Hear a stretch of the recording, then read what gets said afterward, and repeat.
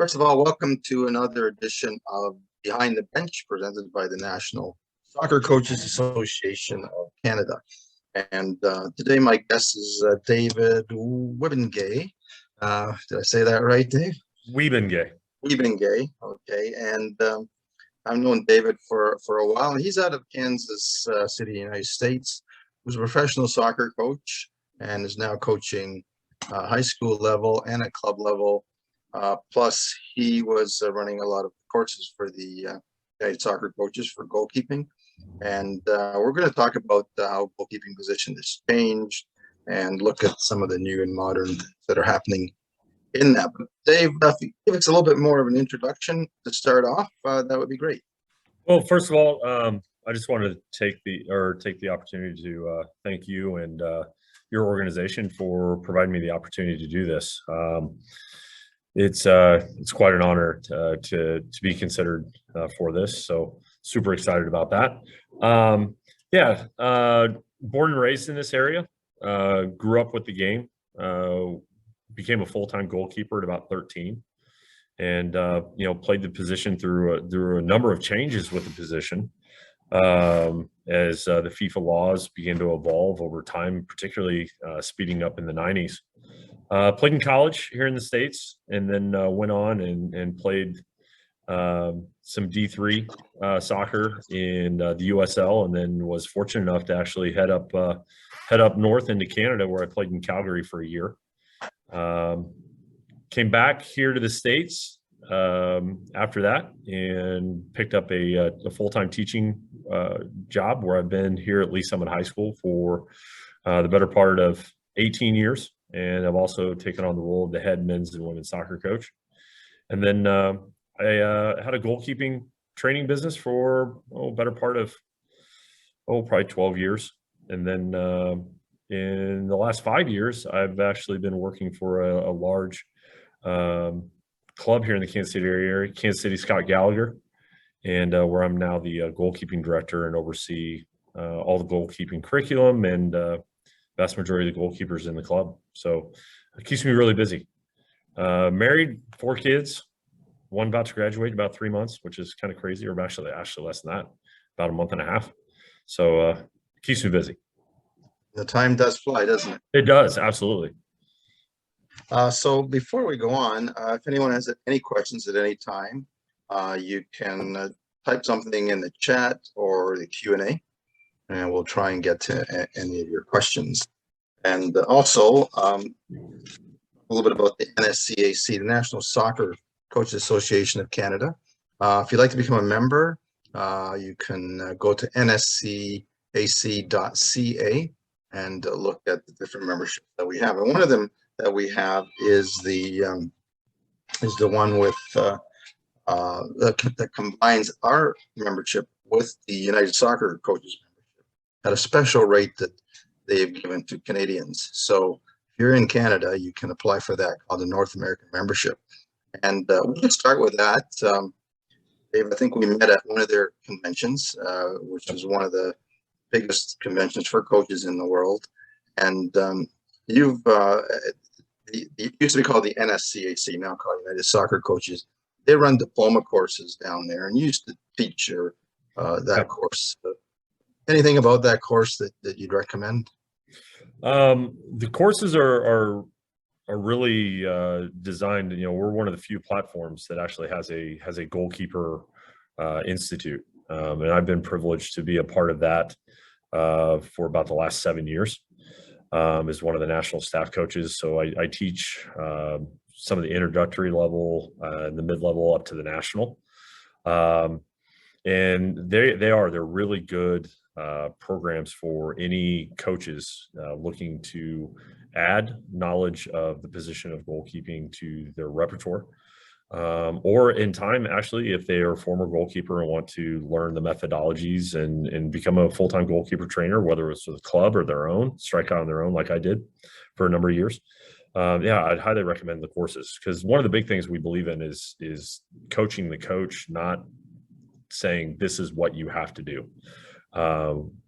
We're pretty well aware that our external factors in our environment are not the same as yours. And so it's more about us equipping the coach with the necessary tools to then implement back to their players in their environment. So versus being told, hey, this is how you do it. You have to run my session, or you don't know what you're doing, and that couldn't be further from the truth. Right, and that course, if I'm not mistaken, actually was started by our own former president, Tony Waiters, and that coach. Yeah, in coordination with Tony DeChico. Tony DeChico. Unfortunately, he's not with us any longer. Yeah, unfortunately, there's Tony, and he would be really happy to see Canada in a World Cup. I'm sure. Yeah. And by the way, congratulations. That's fantastic. I've talked about that some. I've been very, very impressed with the Canadian style of play and the application of the game, and I'm excited to watch them. That's good. Yeah, and I think that a lot of what Tony wrote in some of his books and a lot of the teachings that he did, and the coaches that have come through a lot of his sessions is probably one of the reasons why Canada's done so well. Tony always stressed in anything that he did, and even if you read some of his books, and is that players have to love the game. Quite often they come from street soccer, and the message he gave to coaches was you have to make sure that players that you coach love the game, and then that's how you get better. But one of the interesting things that you mentioned in your intro was that you started goalkeeping at 13.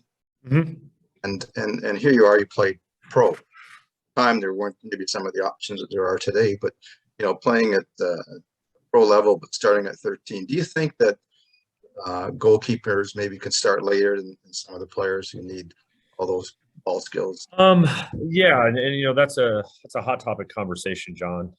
As far as when does specialization happen? When should that happen? And there are a number of examples. In fact, I've actually been looking into this in some detail as far as goalkeepers, when are they coming to the profession? And there are some great examples today of high-level elite pro goalkeepers that are playing in the EPL, in La Liga, in the Bundesliga, places like that, where they didn't come to the position full-time until they were 14, 15 years old. David De Gea is one of them.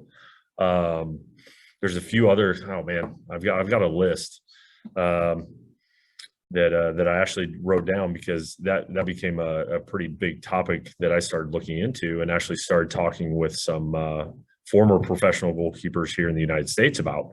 Is I just got on my phone and just started texting them and say, hey, when did you become a full-time goalkeeper? Because I loved what you said about how our number one goal as coaches, especially with our youth, should be the love of the game. We want to make this a lifelong game. And that's something that we've taken, especially at the club level, where we don't train any of our 7v7 kids or younger at the goalkeeper position full time. We've gone to a model where they have optional training twice a month that they can come into. And then once they get themselves more established, understand the game more, and we identify them as, hey, there is an ability to play this position.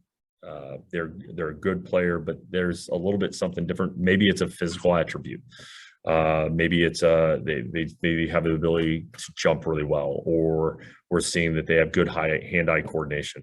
Then we start pushing them towards that more role within the team as far as becoming a full-time goalkeeper. So yeah, but there's plenty of examples out there of people coming late to the game. Right, and I think with some of the new things that goalkeepers need, such as ball control. Absolutely. You don't want them to forget about that part of the game. And we're talking about changes in the goalkeeper. And that's probably one of the biggest ones if you want to go through some of them. Thank you for watching this short preview video from the National Soccer Coaches Association of Canada. To see the full video, plus have access to hundreds of other coaching videos, blogs, webinars, and podcasts, plus free and discounted coach education courses, and other soccer merchandise, plus to have exclusive access to register for all future NSCAC conventions, both live and online. Click on the link below to become a member of the NSCAC today. Also, please remember to like and subscribe to our YouTube channel, as your continued support allows us to continue to provide coach education and coach development resources to soccer coaches across Canada and worldwide. Thank you again for your continued support, and we look forward to seeing you at future NSCAC events.